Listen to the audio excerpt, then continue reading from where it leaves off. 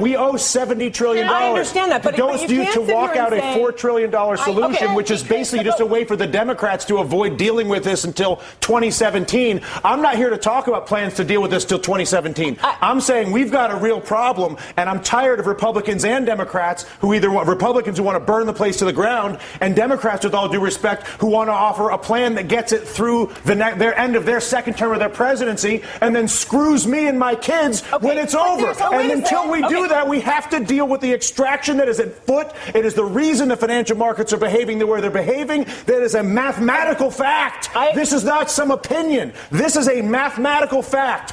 Tens of trillions of dollars are being extracted from the United States of America.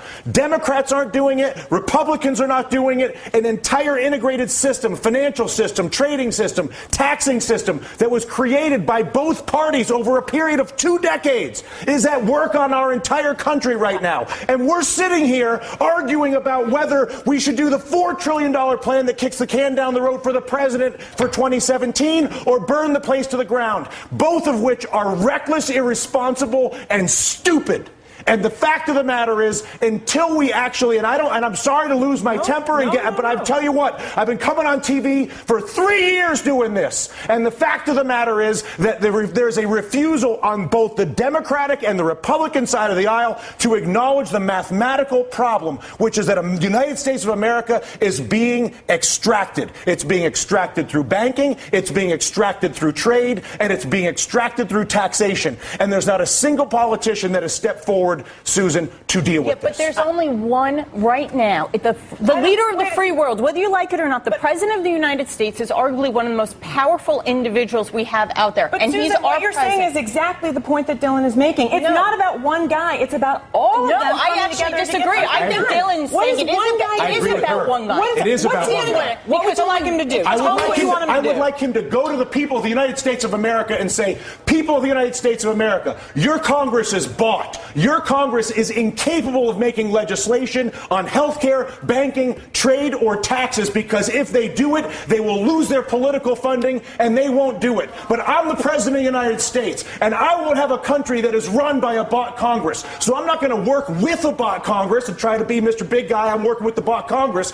I'm going to abandon the bought Congress like Teddy Roosevelt did, and I'm going to go to the people of the United States, and I'm going to say, you've got a bought Congress. And until we get rid of the bought Congress, which is Jimmy Williams' constant point, which is get the money out of politics, and until a president says that's the problem and says he's going to fix it, there is no policy that I can possibly see, no matter how brilliant your idea may be, or your idea, or my idea, or her idea, or your idea at home, is that idea will not happen as long as there's the capacity to basically fire a politician who disagrees with me by taking funding away from him. Is that a fair assessment?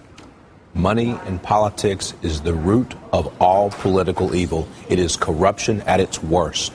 And until we step up and kick that out of the park, it's going to be the same system all and only the president could do that. We're going to keep you guys. Congress has to do it too. The Congress has to do it too. But I'll tell you what. How bad does it have to get? How much money has to be extracted? How many things have to be heard? Down to brass tacks. Okay, physically, what do? You go and give a speech right now. right now. Right now. You say. And then what happens tomorrow? Tomorrow, what happens is you begin the process of actually investing in solving the problem. So I come out and I say, how? I create an infrastructure bank with 2% blending immediately. Once I explain to people the problem, once I explain to you have cancer, once you understand how screwed up your trade, tax, and banking policies are, believe me, you will have no issue when I incorporate an infrastructure bank that I fund with repatriated offshore money that I bring in and then use to create 2% direct lending to every business in America. Because when you realize that the banking system is fully corrupt and defrauding us,